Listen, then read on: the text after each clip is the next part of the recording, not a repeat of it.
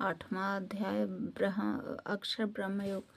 अर्जुन ने कहा, है पुरुषोत्तम, वह ब्रह्म क्या है, अध्यात्म क्या है, कर्म क्या है, अधिभूत नाम से क्या कहा गया है और अधिदैव किसे कहते हैं। हे मधुसूदन, यहाँ अधियज्ञ कौन है और वह इस शरीर में कैसे है, तथा युक्त चित्त वाले पुरुषों द्वारा अंत समय में आप किस प्रकार जानने में आते हैं। श्री भगवान ने कहा, परम ब्रह्म अक्षर ब्रह्म है, अपना स्वरूप अर्थात जीवात्मा का अध्यात्म नाम से कहा जाता है, तथा भूतों के भाव को उत्पन्न करने वाला जो त्याग वह कर्म नाम से कहा गया है। उत्पत्ति विनाश धर्म वाले सब पदार्थ अधिभूत है। हिरण्यमय पुरुष अधिदैव है। और हे देहधारियों में श्रेष्ठ अर्जुन, इस शरीर में वासुदेव ही अंतर्यामी रूप से अधियज्ञ हूँ।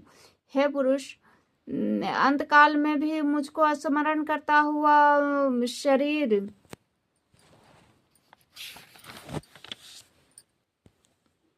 जो त्याग करता है वह मेरे साक्षात स्वरूप को प्राप्त होता है, इसमें कुछ भी संदेह नहीं है।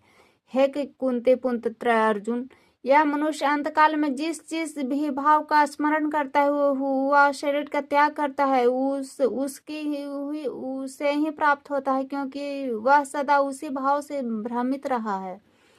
इसलिए है अर्जुन, तू इस समय निरंतर मेरा स्मरण कर और युद्ध भी कर। इस प्रकार मुझ में अर्पण किए हुए मन बुद्धि से युक्त होकर तू निसंदेह मुझको ही प्राप्त होगा। हे पार्थ, यह नियम है कि परमेश्वर के ध्यान में अभ्यास रूप योग से युक्त दूसरी ओर न जाने वाला चित्त से निरंतर चिंतन करता हुआ मनुष्य परम प्रकाश रूप दिव्य पुरुष को अर्थात परमेश्वर को प्राप्त होता है। जो पुरुष सर्वज्ञ अनादि सबके नियंता, सूक्ष्म से भी अति सूक्ष्म, सबके धारण पोषण करने वाले अचिंत्य स्वरूप, सूर्य के सदृश नित्य चेतन प्रकाश रूप, अविद्या से अति परे शुद्ध सच्चिदानंद घन परमेश्वर का स्मरण करता है, वह भक्ति युक्त पुरुष अंतकाल में भी योग बल से भ्रुकुटी के मध्य में प्राण को अच्छी प्रकार स्थापित करके फिर निश्चल मन से स्मरण करता हुआ उस दिव्य रूप पर पुरुष परमात्मा को ही प्राप्त होता है।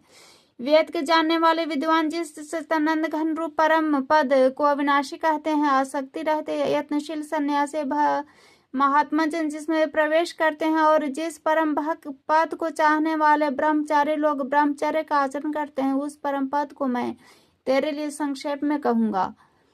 सब इंद्रियों के द्वारों को रोक कर तथा मन को हृदय देश में स्थिर करके